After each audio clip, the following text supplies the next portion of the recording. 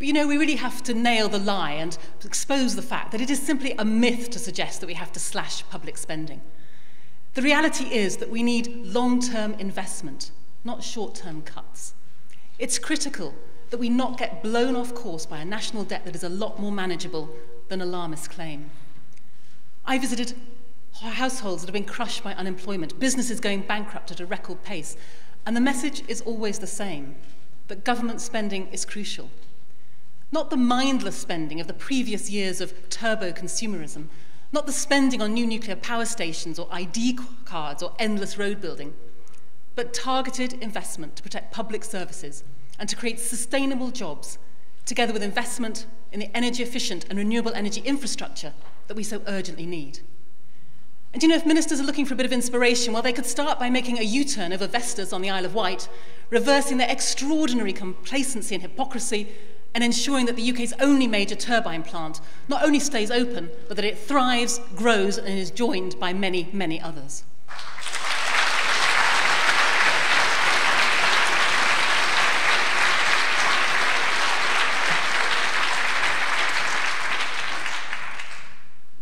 But I think we have to ask, how can a Labour government simply stand by as bankers start paying themselves grotesque salaries again, while the taxpayer staggers under the debt that they've caused? What monumental incompetence for this government not to have acted when the public were desperate to see someone take responsibility for the way that our money is being spent. If you remember, in the spring it was all contrition. We were promised root and branch transformation of the financial system. And yet 6 months on, business as usual is creeping back, rather like Peter Mandelson's grip of just about every aspect of government. This began as a paper recession, forged in the international credit markets. But it's turned into a real one. Real jobs lost, real companies closing down, real people losing their homes. And to rub salt in the wounds, in spite of everything that's happened, the government is still happy to see the banks pay out massive bonuses to their senior executives, despite just this morning's announcements of plans for a series of half-baked measures which will only tinker with the problem. And so what's their justification? Well, the government says they have to pay the market rate to get the best people. Yes, I know, the best people. In other words, unless you pay bonuses of £1 million or more, you just can't get the staff. Well, tell that to the hard-working people of this country.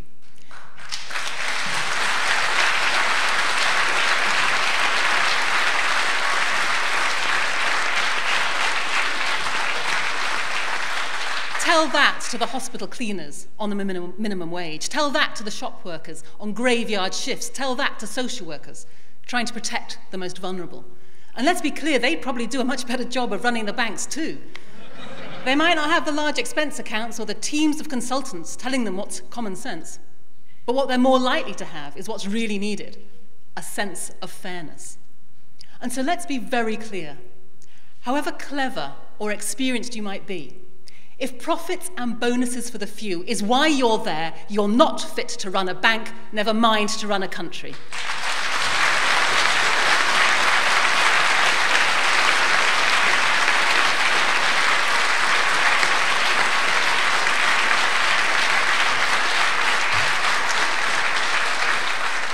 For the recession is not the only crisis our country's facing. We're also living through a crisis in politics. And I'm sure I'm not the only one here today who's been shocked by what's been revealed during the last few months. Bogus expenses, MPs using the fees office like a cash machine, using our money, yes, again, our money, to fund widescreen TVs and hanging baskets. But you know, the expenses scandal isn't a freak accident of an otherwise healthy body politic. It is a symptom of a system that is wholly dysfunctional. We are being governed by a political elite that has stopped listening. Too many MPs seem far more interested in changing their homes than in changing the world. We need to make Westminster alive again with political ideas. Getting rid of a few of the old guard isn't the answer. Root and branch transformation is essential. And a few months ago, that's exactly what we were promised. But of course, since then, the old-style politicians have been away for their summer holidays to lick their wounds. And now they're coming back, hoping that the great British public has forgotten all about their mistakes. Well, during the other party conferences in the next few weeks, no doubt we'll hear warm words from the podiums of Cameron and Brown. But would you really trust either of them to bring in genuine reform? The Green Party is opening this year's party conference season by setting a very different tone. And so today I'm issuing a challenge to Cameron and Brown. We need to form a political consensus around 5 key commitments, and all of these must be delivered in full in the next Parliament. No weasel words, no cop-out clauses, and that means writing them into the manifestos of all the parties so that every MP will be elected on that platform. So first, end the mega donations. Political influence quite simply shouldn't be for sale to the highest bidder.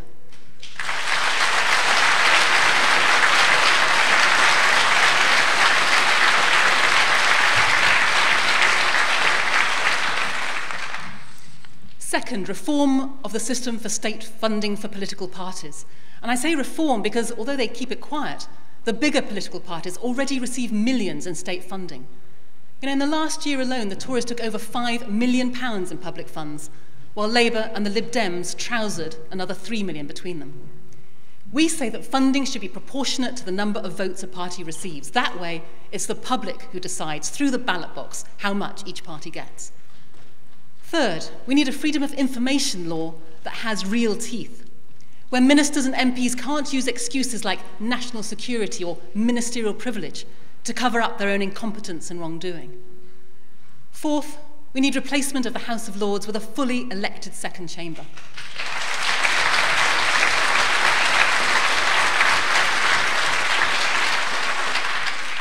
It is 12 years and counting since Labour was elected on a pledge to reform the House of Lords.